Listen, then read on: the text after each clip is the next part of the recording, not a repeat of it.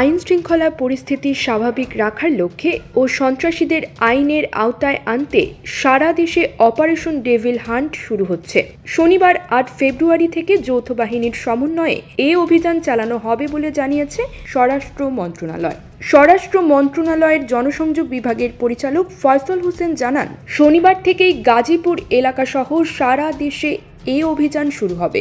শুক্রবার রাতে গাজীপুরে ছাত্র জনতার ওপর সন্ত্রাসী আক্রমণের ঘটনায় শনিবার স্বরাষ্ট্র মন্ত্রণালয়ে আইন শৃঙ্খলা বাহিনীগুলোর সমন্বয়ে একটি সভা অনুষ্ঠিত হয়। সভায় এ সিদ্ধান্ত হয়েছে।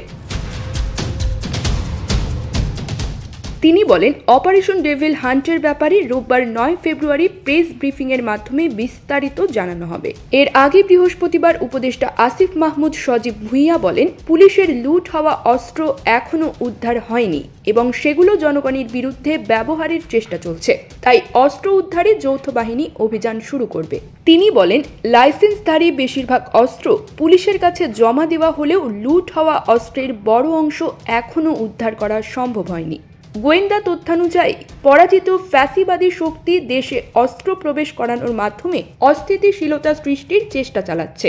এই কারণে অস্ত্র উদ্ধারে যৌথ বাহিনীর অভিযান ফের শুরু হবে। মাছে ভাতে বাঙালি, আর সেই মাছ পেতে আসুন লন্ডন ফিশ নেটে। জি হ্যাঁ, ইস্টহ্যাম পুরাতন টাউন হলের সন্নিকটে আপনার প্রিয় মাছের সম্ভারে ভরপুর। আসুন, দেখুন, বাজার করুন ছোট বড় সব ধরনের মাছ। বাহ, একই ছাদের নিচে প্রয়োজনীয় সবকিছু পাওয়া যায়। আসিফ মাহমুদ বলেন, পরাজিত কোনো শক্তি যদি জনগণের জন্য হুমকি হয়ে ওঠে তাদের বিরুদ্ধে কঠোর ব্যবস্থা নেওয়া হবে। সরকার সর্বোচ্চ পর্যায় থেকে এই অভিযানের নির্দেশনা দেবে। প্রসঙ্গত, শুক্রবার রাতে 12:30টার দিকে গাজীপুরে মুক্তিযোদ্ধা মন্ত্রী মোজাম্মেল হকের বাড়ি ভাঙচুর ও লুটপাট ঠেকাতে গিয়ে আওয়ামী লীগ, ছাত্রলীগ এবং যুবলীগের হামলায় বৈষম্য বিরোধী ছাত্র আন্দোলনের 20 নেতাকর্মী আহত হন। এই বিষয়ে বৈষম্য বিরোধী ছাত্র আন্দোলনের গাজীপুর জেলা সমন্বয়ক আব্দুল্লাহ আল মাহিন জানান, মোজাম্মেল হকের ধীরাশ্রমের বাড়িতে লুটপাট হচ্ছে। এমন খবরে লুটপাট ঠেকাতে বৈষম্য বিরোধী ছাত্র আন্দোলনের নেতা কর্মীরা ঘটনাস্থলে যান।